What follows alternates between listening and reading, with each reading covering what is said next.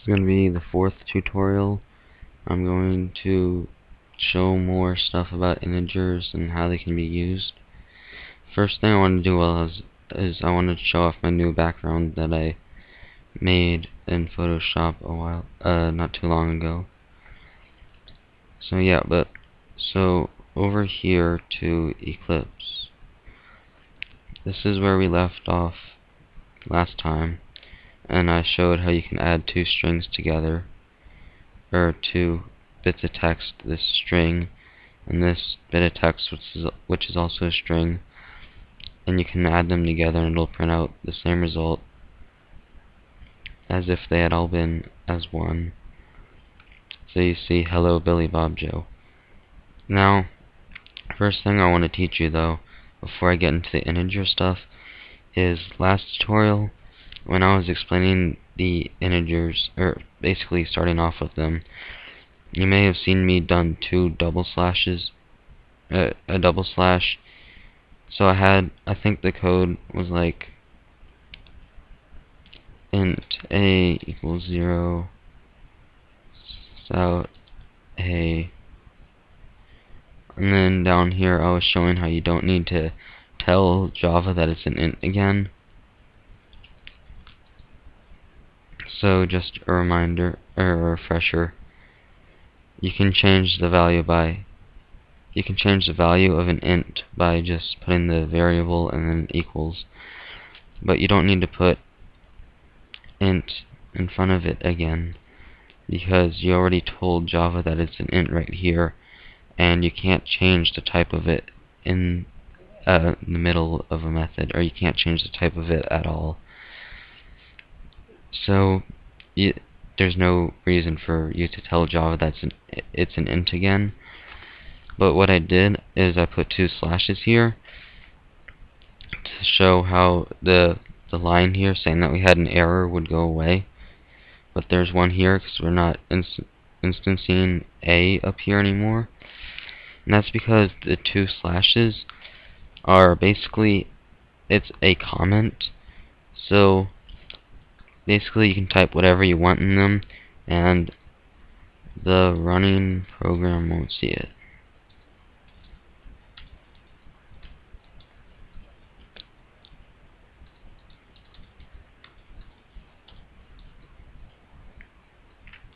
And then a cool thing about Eclipse is, say you have this whole block of code that you want to comment, you just select it all and press Control and then slash, and it will put comments over here at the front of all of them. And then you just select it all and press Control slash again, and it'll take them away. So yeah, you don't put this in here. And this will print out 0 and 5. Okay, so that's that. Now, next thing I want to do is going back to ints, int a equals 0, which we just did, but retype it, I guess. And then might as well print out a just for good example. And then last tutorial I did something like a equals a plus 3, and then we printed out a again so we could see that it really did add 3 to a. But there's a shorter way to do this, and the shorter way to do this is you can just do a plus equals 3, and then if you print out a again, and just a reminder in case you forgot, what I'm doing here is I'm typing SYSOUT, and then I'm going to press Control Space, and Eclipse automatically fills that out for me. So this is the same as this, it's just a bit easier to type, and you'll see we'll get 036. So the cool thing about this though is, so integers, that you can multiply them and you can divide them too. But division gives you some decimals, so I'll get into division a bit later. But basically for multiplication, a equals a times 3. And if you run that, then we'll get But if you do times equals 3, then it will print out the same result. So we get 3, 6, 18. So it's basically just some easier way to write the code. It also works for minus, as you can see here. And if you remember last tutorial, I did something like a++, which adds 1 to it, if you remember. And that just gives us 7. And a minus minus. So I just wanted to let y'all know that this will not work. A asterisk means times, but you cannot put 2 times here. It will not just multiply a by 1, because if you multiplied a by 1, it would be the exact same result. So that is useless code.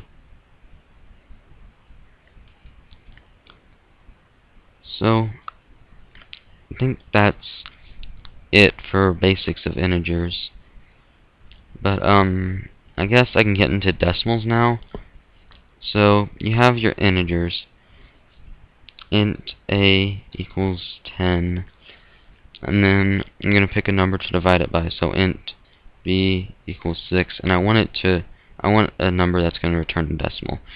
So integers cannot have decimals in them. If you see here, if we try to put decimals in them, we'll get an error saying that type mismatch cannot convert from double to int. So if you didn't guess from what we saw there, what we need is a double. So double, and we'll call it answer, equals a, and then the slash means divided by b. So since it's a double, it supports decimals in it. So just to prove that, double c equals 10 point whatever, just random numbers. And then if we print that out, we might as well print out both of these, and we'll print out answer 2. So we don't have any errors here, and if we run this, you see it prints out all the decimals we put here. And I believe I did something wrong here, because it is telling me that a divided by b is 1. I think for division, it's best if everything is doubles. That's probably the problem. So if we run that, also, I'm not sure why, but when you're using doubles, you have to put 0.0 at the end, or it will treat it wrongly. So yeah, that's what I was looking for. I was looking for the 6/10. Is that what? No, a divided. Right, 10 over 6 is 1 2/3. No, it's yeah, it's 1 2/3. Yeah, I was right. So yeah, you can see that it worked there, and eventually it just reached far enough and it rounded up to 7. So that's the basics of doubles. And that's more or less it for this tutorial. Subscribe, like, comment. If you have any ideas, or if you have suggestions for what I should cover next, leave a comment on that.